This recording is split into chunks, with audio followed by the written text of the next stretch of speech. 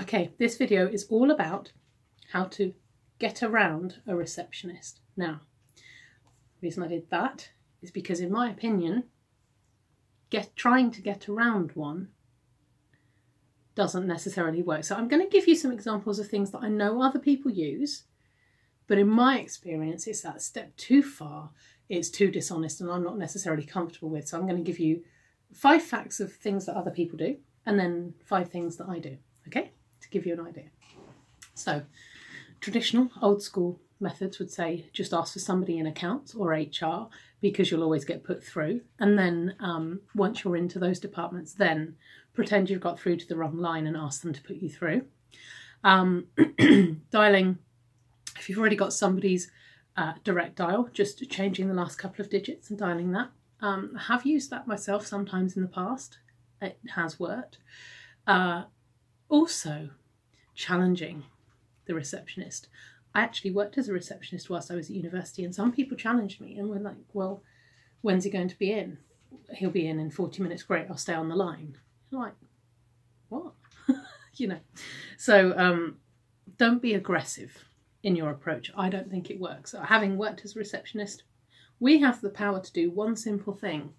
And if I can dig out my phone, that simple thing is press the red button, put the phone down.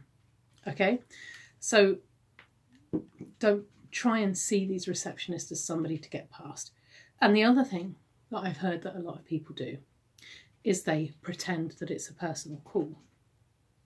Well, maybe that worked once. Everybody's got a mobile phone nowadays.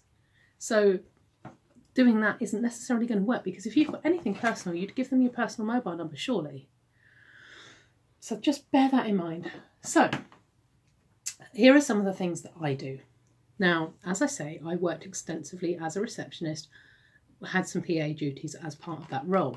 Now, that was for an IT tech company in Ascot. The thing to do is just bear in mind the person who is the receptionist or the PA is a human being. They have a job to do, they have a remit, they will have guidelines as to what it is that's expected of them. So don't try to trick them, because they're not stupid. Okay, gone are the days where you can get away with being a receptionist and not really... I'm trying to say this in a polite way. You have to have intelligence to do that job, whereas a lot of people don't think you do. They think it's a first level basic thing to do. You have no idea the amount of admin and organisation that goes into that job. Probably part of the reason I didn't do it for very long. I chose, because I went back to uni, not to do it anymore, but it's not a job I think I could do now, because I don't class myself as that good kind of thing now. But these people are human beings. Treat them like that. They're not stupid. So ask them, be blunt and direct, and say to them, I want to speak to Mr. X Big Director. I know that there are going to be procedures that you're going to need me to follow. So is it the case that you need me to send an introduction email and then follow that up? I promise not to badger you. And you'd be amazed the amount of times that people go, actually, yes, that is right. The fact that you have an appreciation for what it is they do, and that you're saying, I think this is what you're going to ask me to do, is that right? You've already started to build that rapport, because you're not trying to get around them and make it seem like you're better than them. So do listen, send that email, personalise it to the PA, say thank you for your time, I really appreciate you offering to pass this on to Mr. Big Shot or Mrs. Big Shot. Please do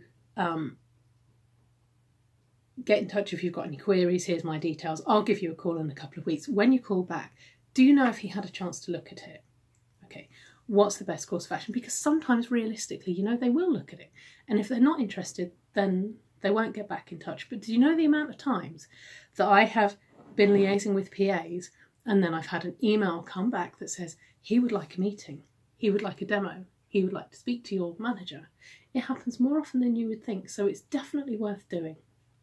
Okay, and the other thing is, just again, if you're calling a receptionist and you feel like you're always being blocked, say to the receptionist, can I ask you a blunt question? Realistically, am I going to be able to get through to him on the phone, or is there a better way to do it? And she'll say either yes or no.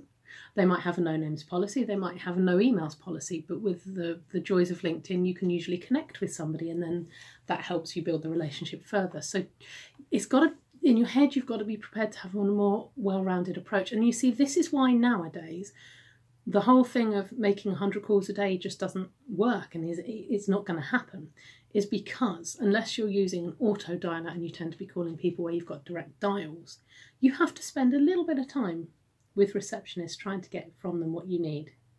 So just be prepared to do that, and do it in a way that's nice.